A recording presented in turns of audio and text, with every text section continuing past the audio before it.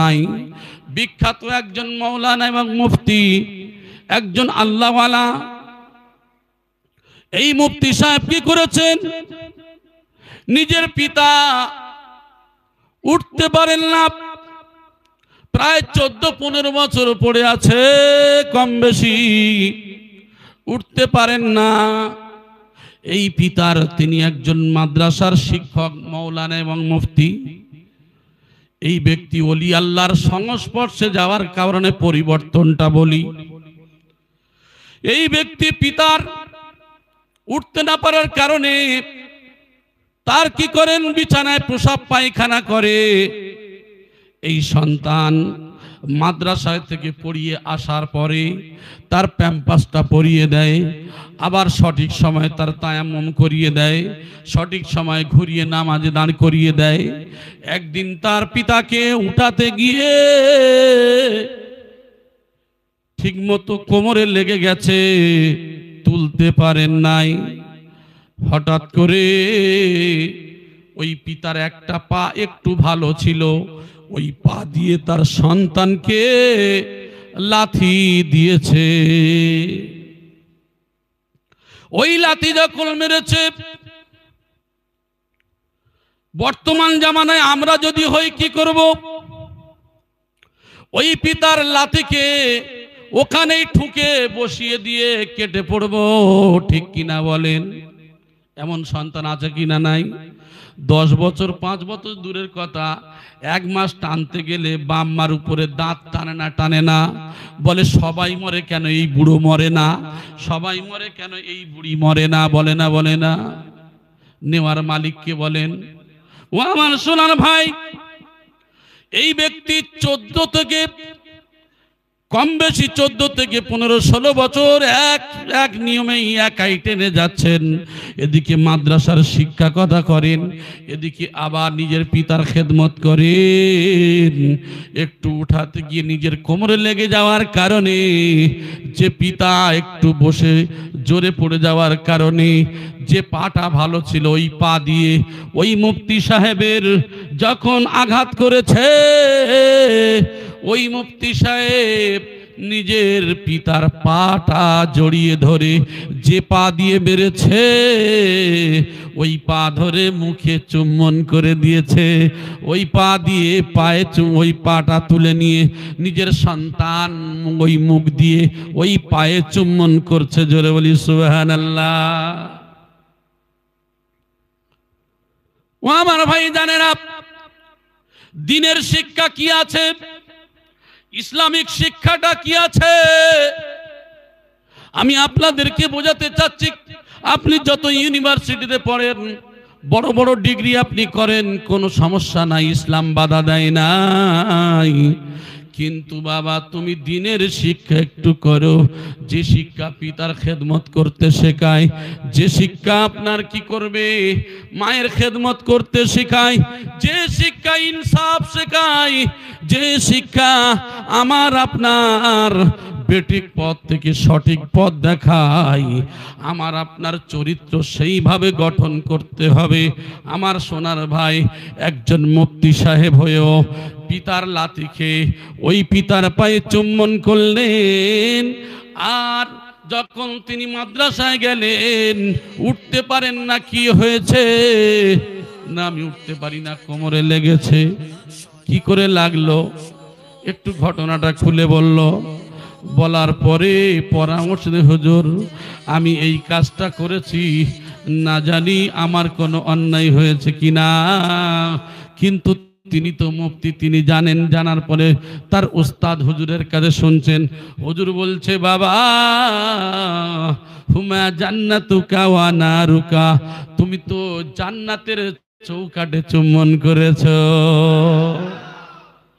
ও আমার ভাই জানেন, অনেক বাড়িতে আমরা আমাদের দেখা যে বাম্মা যদি অসুস্থ হয়ে যায়, উঠতে পারে না, সন্তান তার চোখেও দেখে না, এ বাপকে ভাগ করে নেয়, ও মাকে ভাগ করে। এ বলে আমার মা আমার কাছে খাবে, তোমার কাছে নয়। ও বলে আমি দেখবো না, ওই বউ দেখবে, এই ছেলে দেখবে, বলে না বলে না? তবে আপনাদের এলাকা ভালো, আমাদের 24 পরগনার কথা বলছি। যখন বিচার দেয়া হলো কোথায়? জজ সাহেবের কাছে বিচার দেয়া হলো। জজ সাহেব বিচার করবেন। দুইটা ছেলে বিচার জানিয়েছেন, আমার বড় ভাই সব সময় আমার মাকে দেখে কিন্তু আমার সুযোগ দেয় না, এই বলে তিনি জানিয়েছেন। বিচারক যখন বিচার করবেন তখন বলছেন, তার মাকে বলছে, তুমি তো দুটো সন্তানের মা, ও মা বলো তুমি কি করবে, কোন সন্তানের কাছে থাকবে? এক সন্তানের তো টাকা আছে অনেক, আর এক সন্তান তো গরিব। কিন্তু যে সন্তান গরিব তাকে জিজ্ঞাসা করে, তুমি তোমার মাকে দেখো, ছোট ভাইকে কেন দেখার সুযোগ দাও না? বড় ভাই বলছেন, স্যার না দেখার কারণ হলো আমি ছোটবেলায় থেকে অনেক কষ্টের সঙ্গে মানুষ হয়েছি। আমার পিতা আমার মায়ের পোশাক পায়খানা থেকে শুরু করে সব পরিষ্কার করার অভ্যাস আমার আছে, কিন্তু আমার ছোট ভাই সে সব কাজ তো তার দ্বারা সম্ভব নয়। কিন্তু আমি হক মারার উদ্দেশ্যে নয়, আমার ছোট ভাইকে কষ্ট না দেওয়ার জন্য আমি দেখি। এর উত্তরটা ঠিকই আছে, কিন্তু ছোট ভাই ও কথা অভিযোগ করেছেন। মায়ের দিকে তাকিয়ে বলছে, মা আপনি বলেন কোন সন্তানের কাছে আপনি থাকবেন? মা একবার ছোট সন্তানের দিকে দেখেন, একবার বড় সন্তানের দিকে দেখেন। তখন বলছে, বাবা এই দুনিয়ার বিচার আমি করতে পারবো না, কারণ আমি বলতে পারবো না আমি এই সন্তানকে ছেড়ে ওই সন্তানের কাছে থাকবো। আমি হলাম জনম দুঃখিনী মা, আমার সন্তান আমার কাছে তো সবাই সমান। অনেক ছেলে এমন আছে, অক্সিজেন বেগম যখন অক্সিজেন দেয়, অর্থাৎ বিবিদের কথা শুনে বলে, তোমার বড় ভাই এই করেছে, তোমার ছোট ভাই এই করেছে, তোমার মা হলো কুডনি বুড়ি, তোমার মা তোমার বড় ছেলের সাপোর্ট করে, তোমার একদম দেখতে পারে না। এই সমস্ত বাজে বুদ্ধি দিল। বুদ্ধি দেওয়ার পরে ছেলের মধ্যে এমন বিষ ঢুকিয়ে দিয়েছে যে ছেলে মায়ের সঙ্গে কলকাতা থেকে আসে কিন্তু কথা বলে না। আমার ভাই জানেরা, আমি আপনাদের হাতে ধরে বলি, পায়ে ধরে বলি, সন্তান আমার আপনার একবার লক্ষ্য করে দেখি, যে জনম দুঃখিনী মা তার গর্ভে ধারণ করেছে আর আপনার পিতা আপনাকে জন্ম দিয়েছে, একবার ভেবে দেখেন। আপনার জীবনে খাওয়ার জন্য, পড়ার জন্য আপনার পিতা কোনোদিন আপনার থেকে কোনোদিন ভালো নতুন জামা পরে নাই। যদি বলা যেত, গো আমার আব্বু আপনি একটা নতুন পোশাক পরেন, আপনার জুতোটা একটু ছিঁড়ে গেছে, আপনি জুতোটা নতুন পরেন, বলে হ্যাঁ আমি কিনবো বা পরবো। এই করতে করতে ঈদের সময় এলো, সন্তানের জন্য বাড়ির জন্য নতুন পোশাক পরিচ্ছদ নিয়ে আসে, কিন্তু জনম দুঃখিনী যাকে তুমি বলো সেই মা এবং বাপ, তাদের দিকে তাকিয়ে দেখো ওই কাপড় ওই জামাতে ঈদ করে নিচ্ছে। আর যদি কোনো সন্তান জিজ্ঞাসা করে, সে তখন বলে যে হ্যাঁ আমরা নেব। এই করতে করতে ঈদের সময় পার হয়ে যায়। এমন সন্তান আমরা, পিতার যে ত্যাগ রয়েছে, মায়ের যে ত্যাগ রয়েছে, কোনোদিন অনুধাবন করি নাই। তাই আমার আপনার মুর্শিদ বারবার বলেন, এই কোরআন ও হাদিস থেকে নিয়ে বারবার তিনি তুলে ধরেন যে বাবা এই দিলের রোগের কারণে, এই অন্তরের রোগের কারণে কি করে, এই পিতা মাতার তারা কি করে না, সম্মান করে না, শ্রদ্ধা করে না। কারণ পিতা মাতাকে দূরে সরিয়ে দেয়। তুমি বাবা নামাজ পড়ো, রোজা রাখো, যাকাত দাও, হজ করো, আর তোমার দ্বারা তোমার পিতা মাতা যদি ভালো না থাকতে পারে, যদি কষ্ট পায়, তোমার জীবনের ইবাদত গুলো সব বরবাদ হয়ে যাবে। তাহলে আমাদের করণীয় কি? আমি এর আগেও বলেছিলাম, আপনাদের শুনিয়েছিলাম একটা ঘটনা। যে ব্যক্তি, তার নাম হলো ডক্টর রফিকুল ইসলাম, উনি একজন এমবিবিএস ডক্টর।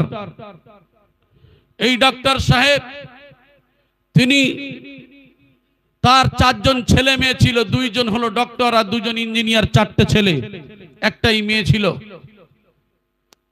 তারা সব আমেরিকাতে থাকেন।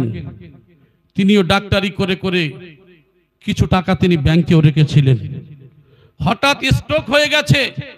স্ট্রোক হয়ে যাওয়ার পরে তাকে বলছে, আব্বু আপনার ব্যাংকে যে টাকা আছে আপনি নিয়ে কি করবেন, আপনার তো বয়স হয়েছে, আমরা যখন আছি আপনার চিন্তা কিসের, টাকাগুলো আমাদের দেন। কম বেশি 3 কোটি টাকা ছিল, সেগুলি ছেলেদেরকে দিয়েছে কাজে লাগানোর জন্য। সত্যি তো আমার কি হবে, আমার তো আর কিছু দরকার নাই। 4 সন্তান, 2জন ডক্টর, 2জন ইঞ্জিনিয়ার, যারা আমেরিকাতে থাকে। পিতা দেখার মতো, ফোন করার মতো সময় হয় নাই। শেষে বৃদ্ধাশ্রমে থেকে, বৃদ্ধাশ্রমে যখন তার বিভিন্ন রকম সাংবাদিকরা তার যখন জিজ্ঞাসা করছেন, চোখের পানি ফেলতে ফেলতে বলছে, বাবা রে, আমি তো খুবই নরম মানুষ ছিলাম, আমি একজন ডক্টর ছিলাম, আমি ভেবেছি আমার আদর্শিত আমার সন্তানরা এমন হতে পারে না। কিন্তু 4টা সন্তান যারা ডক্টর এবং ইঞ্জিনিয়ার, একদিনও বাবার খবর নেওয়ার সময় তাদের হলো না। মনে হয় আমি মারাও গেলে তারা সংবাদ পাবে কিনা আমি জানি না। বলেন তো দেখি, এই মনের বেদনার, মনের দুঃখ আপনি কতদিন হায়াতে থাকবেন মিয়া? কতদিন থাকবেন? আপনার আজকের হয়েছে 18 বছর, 20 বছর, একদিন আপনারও বয়স যদি হায়াত আল্লাহ দেন, আবার ওই রকম আপনি সেই জায়গায় আসবেন।